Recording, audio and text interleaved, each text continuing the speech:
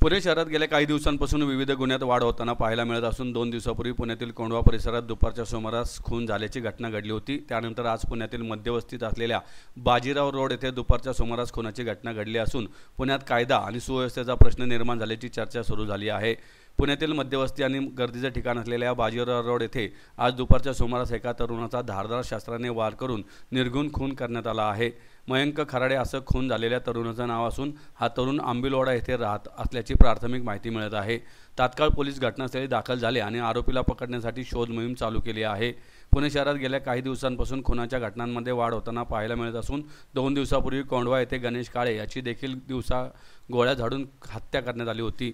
आता देखील बाजीराव रोड येथे भर दुपारी धारदार शस्त्राने वार करून खराडे याची हत्या करण्यात आली आहे। त्यामुळे पोलिसांच्या कामगिरीवर नागरिकांकडून प्रश्नचिन्ह उपस्थित केले जात आहे। याबाबत पोलीस उपायुक्त कृषिकेश रावले म्हणाले की तरुणांमधील पूर्वीचा जो वाद होता हा त्यातून खून झाला आहे। आम्ही तात्काळ तपासाला सुरुवात केली असून फिर्याद दाखल करण्याचे काम सुरू आहे। आरोपींना पकडण्यासाठी पथक रवाना करण्यात आलं आहे। यात प्राथमिक तपासात तोडीयुद्ध दिसत नाही। छोट्या मोठ्या वादातून ही घटना घडली असल्याचं यावेळी त्यांनी सांगितलं। रोडवर एका तरुणाचा जो खून झालेला आहे त्या खुनाची प्राथमिक माहिती अशी कळून येत आहे की हा तरुणांमधला जो पूर्वाचा त्यांच्यामधला वाद होता त्या वादामधनं ही झालेली घटना आहे। आम्ही आता तपास सुरू केलेला आहे। इथे फिर्याद घेण्याचं काम सुरू केलेलं आहे। जसं आपण बघू शकतो फॉरेन्सिकच्या लोकांनी पण फॉरेन्सिक एव्हिडन्स जमा करण्याचं काम सुरू केलेलं आहे।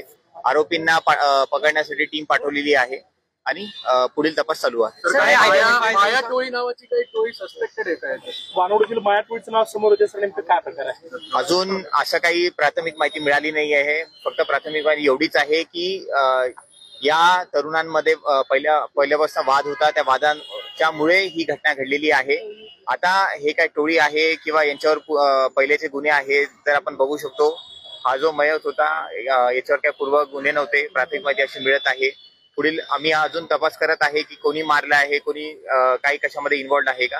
टोळीचा प्राथमिक असा काही संबंध याच्यात दिसून येत नाही आहे। आरोपींची नावं निष्पन्न सर, आरोपी नेमके कोण होते, त्यांची नावं समोर आली का आणि त्यांनी नेमकं कशामुळे मारलं, हत्यार कुठली वापरली? आरोपींचा शोध घेणं अजून पण चालू आहे। आमची टीम आम्ही पाठवलेल्या आहेत। लवकरात लवकर आम्ही आपल्याला काय कारण काय वाद झाला होता यांचा पूर्वीचा? यांचा पूर्वीचा वाद आता तपासामध्ये आपल्याला कळेल की नक्की काय वाद होता। त्याच्यामध्ये एवढंच कळतंय की वाद हा छोटा मोठा होणारे जे वाद आहेत त्या वादावरनं झालेला हा खून आहे। मोडस काय होती सगळ्यांची? मोडस असं एकदम कन्सिडर्ड म्हणजे सराईत आरोपी जसं मोडस करतात तसं काही प्रकार नाही आहे। इथे बाईकवर आल्यानंतर मग इथे वाद झाल्यानंतर मग कोयत्यानी आणि खुपरीने असं मारलेलं दिसत आहे। सर, हत्यार देखील घटनास्थळी आहे। ते तरुण किती जण होते हल्ला करणारे, गाडीवरती आले होते का याची काही माहिती मिळू शकले? जी, गाडीवर आले होते 2 ते 3 तरुण आहे अशी प्राथमिक माहिती आम्हाला मिळाली।